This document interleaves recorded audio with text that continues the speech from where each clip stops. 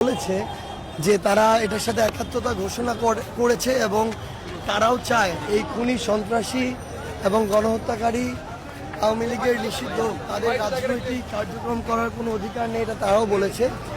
এখন আমরা তাদের এই যে সম্মতি এটা পেয়েছি, এখন আমরা তাদেরকে আসলে রাজপথে চাই যেভাবে ছাত্রদল রয়েছে কিনা এটা হচ্ছে আমরা যখন নেতৃস্থানীয় কাউকে দেখব, সেটা রাকিব ভাই, নাসির ভাই, তাদেরকে তখন আমরা বুঝতে পারবো যে তারা রয়েছে আসলে।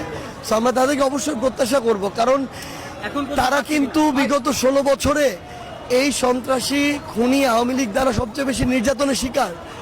তো আমরা তো অবশ্যই তাদের নিষিদ্ধের এই যে গণকর্মসূচি, এখানে তাদের অংশগ্রহণ সবচেয়ে বেশি প্রত্যাশা করি এবং আমরা মনে করি যে আমরা ঐক্যবদ্ধভাবে জুলাইয়ের মতো আবারও আমাদের জায়গা থেকে লড়াই করে এই খুনি সন্ত্রাসী আওয়ামী লীগকে নিষিদ্ধ করতে পারবো। এখন পর্যন্ত বিএনপিকে দেখতে পাচ্ছেন কিনা বা ছাত্র দলের নেতাকর্মীরা আসছে কিনা আপনাদের সাথে? না, আমরা এখন পর্যন্ত তাদের বললাম তো কথায় সম্মতি পেয়েছি, এখানে আসছে কিনা মাঠে এখন পর্যন্ত আমাদের দেখা হয়নি। তারা আহ্বান করবেন কিনা? এখন আমি অলরেডি আহ্বান করেছি, আমরা চাই যে জুলাই যেভাবে আমরা একসাথে লড়েছিলাম, আমরা এই আওয়ামী লীগের নিষিদ্ধের কার্যক্রমে একসাথে লড়ব। স্বেচ্ছাসেবক লীগ এবং যুবলীগ নিষিদ্ধ করতে চাচ্ছে অনেকেই, এই বিষয়ে কি মন্তব্য? আওয়ামী লীগ না, আগে গোড়া নিষিদ্ধ করতে হবে, গোড়া নিষিদ্ধ করলে বাকিগুলো অটো নিষিদ্ধ হয়ে যাবে। গোড়ায় না কেটে আগায় পানি দিয়ে লাভ নেই।